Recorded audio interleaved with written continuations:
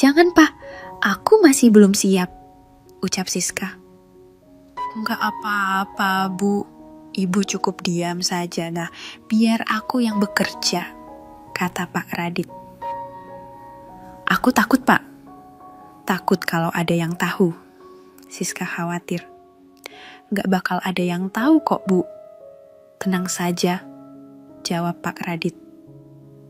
"Halo sahabat Tinta Pena Story.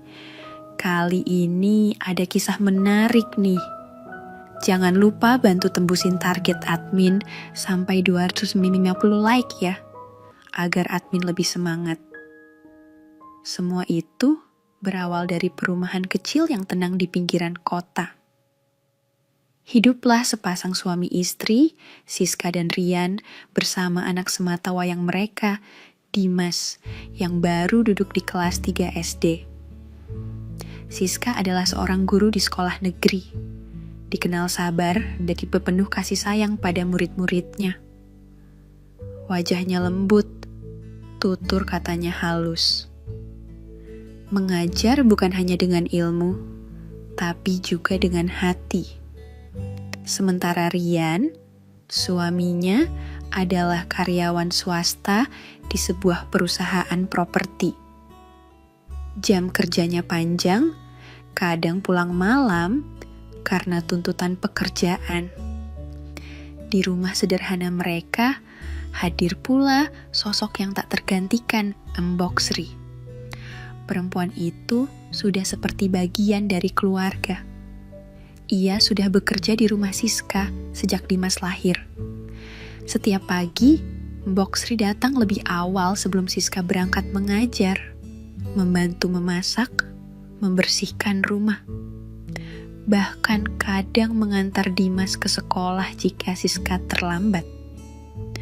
Meski sudah berumur lebih dari 50 tahun, Mbok Sri tetap bugar. Rambutnya sebagian besar sudah memutih, namun tubuhnya masih kuat. Ia tinggal tak jauh dari rumah Siska, hanya di gang sebelah bersama suaminya, Pak Radit. Pak Radit pun sosok yang mencolok di lingkungan itu. Meski usianya telah menyentuh angka 60, badannya masih tegap. Kulitnya legam terbakar matahari, karena dulunya ia adalah tukang bangunan. Kini ia lebih sering menghabiskan waktu dengan memperbaiki barang-barang rusak warga sekitar. Tangan dinginnya selalu bisa membuat barang rusak jadi kembali berguna. Siska kerap memerhatikan hubungan Mbok Sri dan Pak Radit dengan rasa kagum. Tak pernah ia mendengar keduanya bertengkar. Mbok Sri kerap membawa bekal makanan untuk suaminya. Atau kadang mereka jalan pagi berdua, tertawa kecil di bawah sinar matahari pagi yang hangat. Ada kedekatan sederhana, namun dalam di antara mereka, seolah waktu tak pernah merampas cinta yang dulu membuat mereka bersatu. Namun, kehidupan Siska tak seharmonis itu. Seiring waktu, ia mulai merasa ada jarak antara dirinya dan Rian. Suaminya semakin sering pulang larut, kadang bahkan tak sempat menyapa Dimas yang sudah terlelap. Siska tahu Rian bekerja keras demi keluarga, tapi kesibukan itu menciptakan ruang-ruang kosong di hatinya yang sulit diisi. Ia rindu masa-masa awal pernikahan mereka, ketika setiap malam mereka bisa berbincang tanpa terganggu pekerjaan atau sekadar duduk bersama menonton televisi. Siska tidak mengeluh. Ia tahu tugasnya sebagai istri dan ibu. Tapi kadang saat malam sunyi datang dan Dimas sudah tidur, ia duduk di ruang tamu sambil memandangi pintu yang masih tertutup, menunggu Rian pulang. Hatinya digelayuti kesepian yang tak ia tunjukkan pada siapapun, bahkan pada Rian. Suatu pagi, saat mesin cuci rumahnya rusak, Siska meminta bantuan Mbok Sri memanggil Pak Radit. Lelaki tua itu datang membawa perkakasnya. Tangannya cekatan membuka tutup mesin, memeriksa kabel dan motor penggerak. Siska mengamati dari dekat dan tak bisa menahan rasa kagum atas keterampilan lelaki seusia itu. Pak Radit ini masih kuat ya, padahal udah umur segini, kata Siska dengan senyum. Pak Radit hanya tertawa. Selama tangan masih bisa digerakkan dan otak masih bisa mikir, ya jangan nyerah Bu. Setelah mesin cuci selesai diperbaiki, Siska menawarkan teh hangat dan sepotong pisang goreng. Mereka duduk di teras rumah, mengobrol ringan tentang masa kecil, tentang kehidupan zaman dulu yang katanya lebih sederhana tapi lebih bahagia. Siska merasa ada ketulusan dalam tutur kata Pak Radit.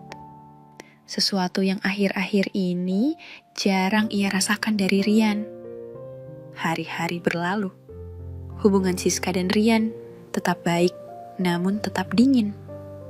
Mereka saling menyapa, saling menghormati. Tapi tak ada lagi obrolan panjang atau canda gurau di malam hari. Siska mulai terbiasa menyendiri. Namun, di sela kesepiannya, ia mulai menyukai kehadiran Pak Radit. Bukan karena cinta, tapi karena rasa nyaman yang muncul diam-diam. Sebuah kehangatan sederhana yang tak ia temukan di rumahnya sendiri. Suatu sore, Mbok Sri pamit lebih awal karena ada pengajian di masjid. Dimas sedang bermain di rumah temannya, dan Rian seperti biasa belum pulang. Siska duduk di bangku taman depan rumah saat Pak Radit lewat sambil mendorong gerobak kecil berisi alat-alat. Ia baru selesai memperbaiki keran rumah tetangga. "Sore Pak," sapa Siska. "Sore Bu Siska. Enak ya, sore-sore begini duduk di teras." "Enggak juga Bu, justru senang bisa bantu-bantu," jawab Pak Radit. "Duduk dulu Pak, saya bikinin teh." "Iya." Pak Radit sempat ragu, tapi akhirnya duduk. Mereka kembali mengobrol seperti sebelumnya, tentang anak, tentang hidup, tentang bagaimana manusia hanya butuh sedikit saja untuk merasa bahagia. Cukup didengarkan. Malam itu, Siska duduk sendiri di ruang tamu, memikirkan banyak hal. Sadar ada yang kosong di hidupnya. Namun, ia juga sadar kehangatan yang ia rasakan dari orang lain, bukan jalan keluar. Ia ingin memperbaiki hubungan dengan Rian. Ia ingin mengisi kekosongan itu dengan keberanian untuk bicara, untuk membuka hati lagi, meski rasanya sulit. Karena sesungguhnya, cinta tidak selalu mati. Kadang hanya tertidur karena rutinitas. Dan untuk membangunkannya, seseorang harus lebih dulu berani menyentuh. Bukan tangan, tapi hati yang mulai beku. Detik berganti menit, menit berganti jam, malam pun berganti. Pagi-pagi itu, setelah Dimas berangkat diantar Siska, Mbok Sri mulai membersihkan dapur. Siska duduk di meja makan sambil menyesap jahe hangat. Wajahnya tampak penasaran, matanya mengikuti gerak-gerik Mbok Sri yang lincah. Lalu, akhirnya ia membuka percakapan. "Mbok, aku heran deh. Kok bisa ya rumah tangga Mbok awet sampai sekarang? Aku lihat Pak Radit itu tipe laki-laki penyayang, kalem, sopan, rajin. Jarang-jarang ada suami begitu sekarang." Mbok Sri terkekeh kecil, lalu memandang Siska dengan senyum yang agak getir. Ia mengelap tangan kecil lemeknya, lalu duduk perlahan di kursi seberang Siska. Bu Siska yang kelihatan di luar kadang bukan wajah yang sesungguhnya, ucap Mbok Sri sambil menatap kosong ke cangkir teh. Siska mengernyit. Maksudnya Mbok? Mbok Sri menatap mata Siska, kali ini lebih serius. Pak Radit itu memang sekarang kelihatan kalem, tapi dulu, waduh Bu, maaf kalau saya ngomong agak kasar, dia itu pemain wanita. Siska hampir tersedak tehnya. Hah? Maksudnya selingkuh? Mbok Sri mengangguk pelan. Waktu kami masih baru nikah, saya itu sering dengar kabar dia ke rumah janda sebelah. Terus kadang pergi berhari-hari gak pulang. Siska terdiam tak percaya. Bayangan Pak Radit yang ia kenal, pria tua sederhana yang senyumannya ramah, berbanding terbalik dengan cerita yang ia dengar. Tapi kok Mbok masih bertahan, masih bisa setia sampai sekarang? Pikir Siska dalam hati. Siska memandang Mbok Sri dengan kagum. Perempuan tua itu bukan hanya lincah dalam urusan rumah, tapi juga punya hati sekuat baja. Terus sekarang masih begitu? Mbok Sri menggeleng. Enggak, sekarang Pak Radit sudah jinak. Mungkin karena umur, mungkin karena dia sadar nggak ada yang tahan sama dia kayak saya tahan sama dia. Perempuan lain datang dan pergi, saya tetap berdiri. Mungkin itu yang bikin dia malu sendiri. Siska tersenyum samar. Aku jadi malu sendiri, Mbok. Aku baru merasa jauh sama Rian karena dia pulang malam terus. Padahal Mbok udah ngalamin yang lebih berat. Beda zaman, beda cara sabarnya. Tapi semua perempuan pasti ngalamin fase di mana mereka harus memilih, marah dan pergi, atau diam dan bertahan. Siska terdiam. Kata-kata itu menancap dalam. Ia merasa dipeluk oleh pengakuan Mbok Sri, sebuah cerita yang tak pernah ia bayangkan keluar dari mulut perempuan tua yang setiap hari tersenyum sambil menyapu halaman. Memecah keheningan, Mbok Sri kembali berucap, jangan terlalu percaya sama wajah luar orang. Kelihatannya lembut, bisa jadi dulunya garang. Tapi kadang, justru yang pernah ganas, kalau udah sadar, jadi laki-laki paling setia. Siska tersenyum kecil, menatap keluar jendela di mana cahaya pagi menembus tirai tipis. Dalam hati ia tahu, semua rumah tangga menyimpan cerita yang tak tampak dari luar. Ia belajar satu hal hari itu. Kadang yang kuat bukan yang marah dan pergi, tapi yang bertahan dengan penuh harga diri. Apakah keluarga sahabat tinta pena juga ada yang begitu? Terlihat baik-baik saja di mata orang lain, akan tetapi jika berdua malah tidak baik-baik saja, coba komentar ya. Pagi mulai beranjak siang, matahari menghangatkan ruang makan kecil itu.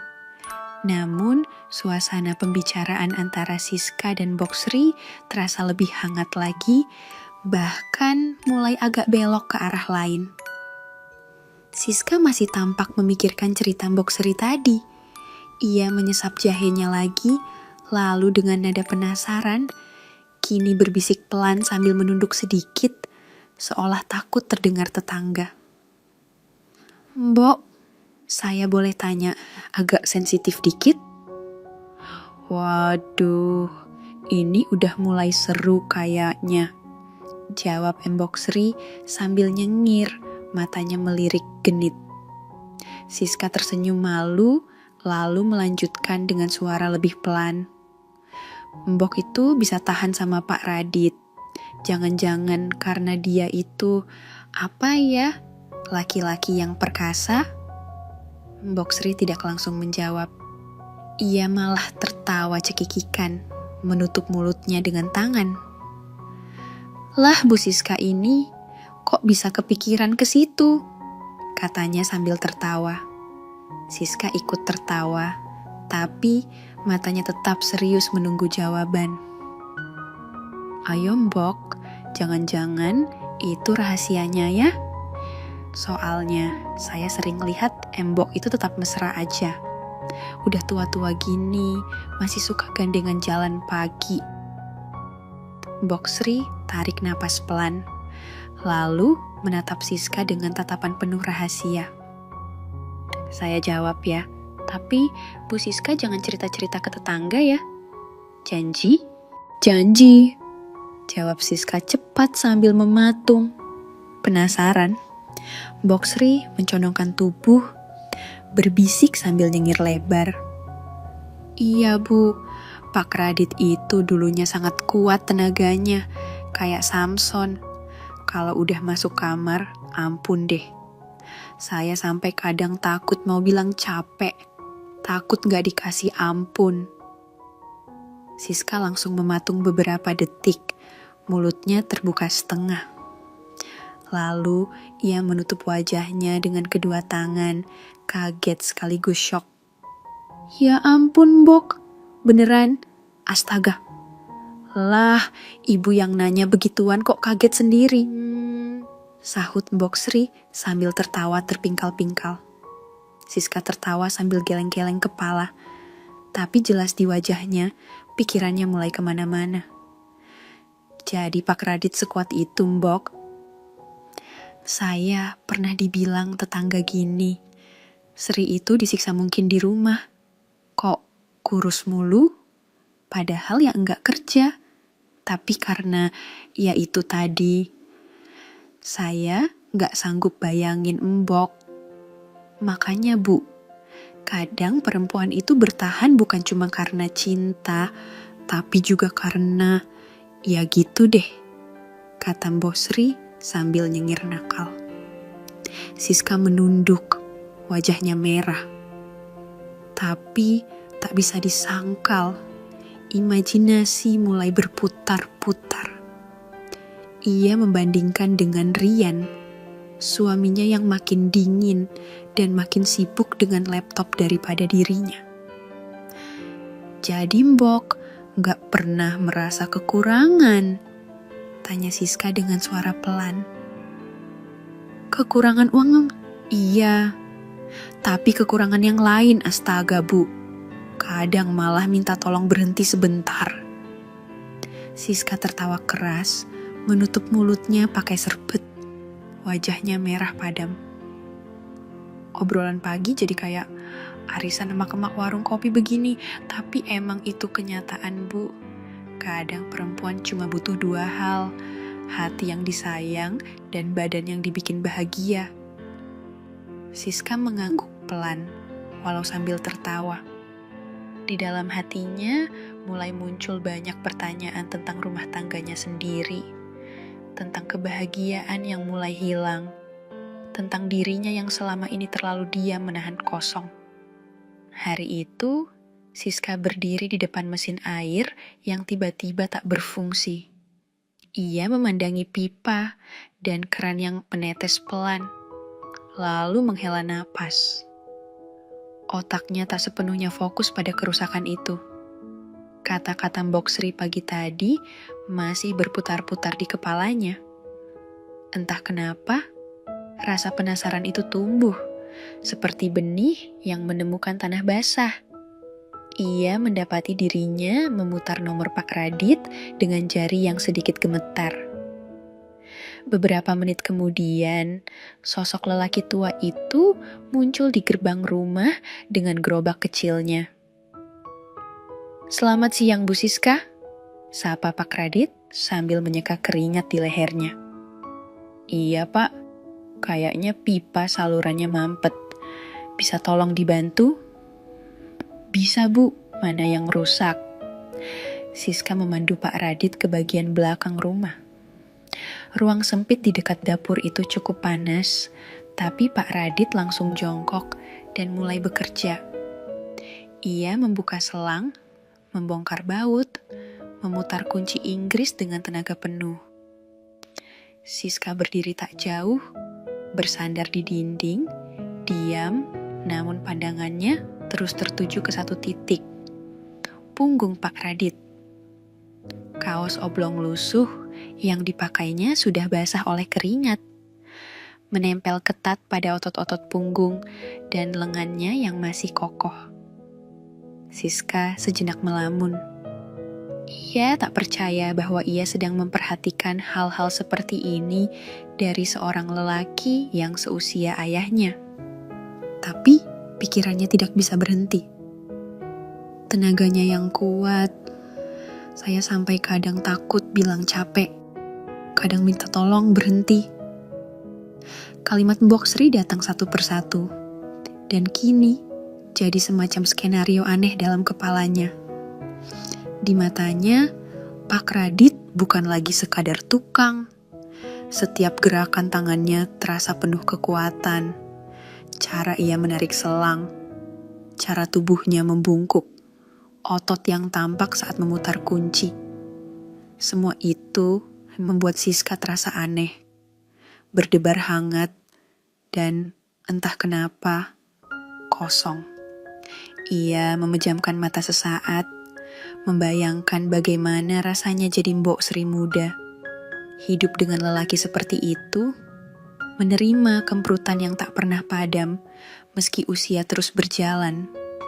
Siska tersentak saat Pak Radit berdiri dan mengelap keringat di leher dengan ujung kaosnya, memperlihatkan sedikit perutnya yang meski tua masih terlihat bagus. Sudah Bu, ini saya ganti sialnya, sekarang harusnya udah lancar, kata Pak Radit.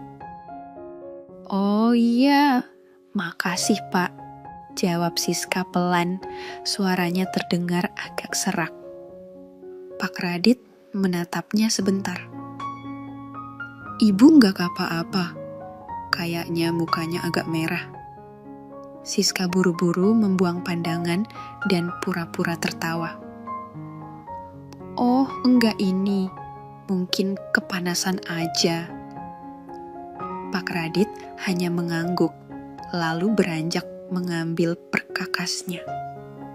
Tapi pikiran Siska masih tertinggal di ruang sempit tadi. Ia berjalan pelan ke dapur, membuka kulkas, dan menyiram wajahnya dengan air dingin dari botol minum.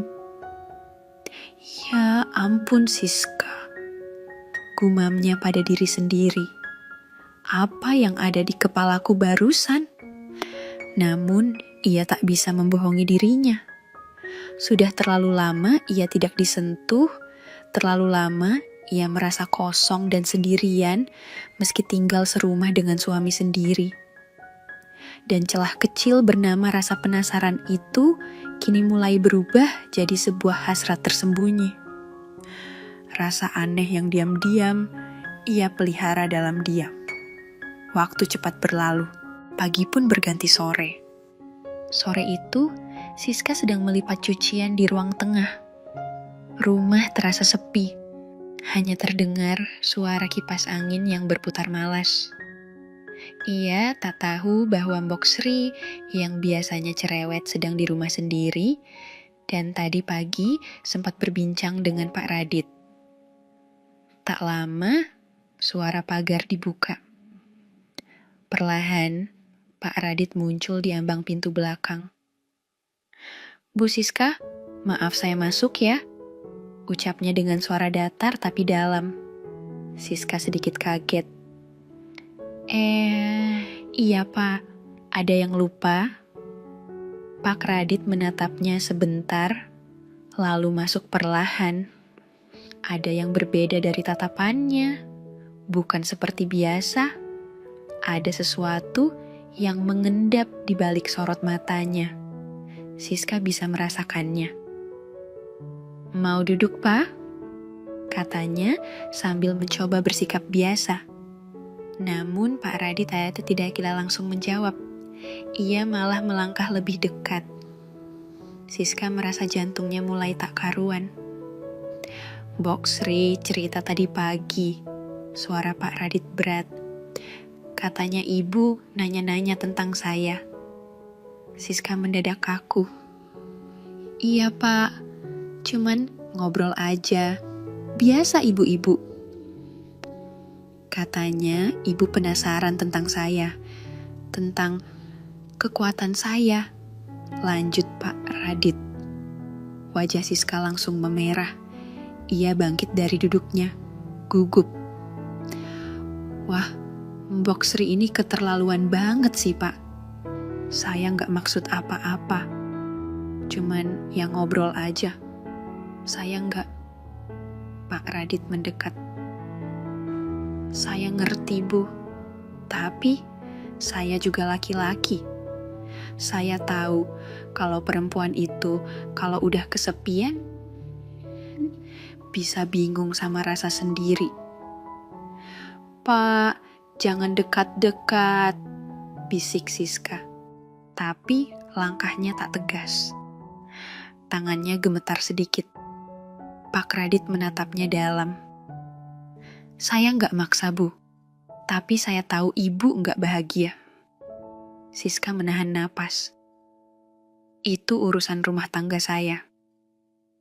Ibu belum pernah ngerasain disayang sama laki-laki yang benar-benar ngerti badan dan hati perempuan.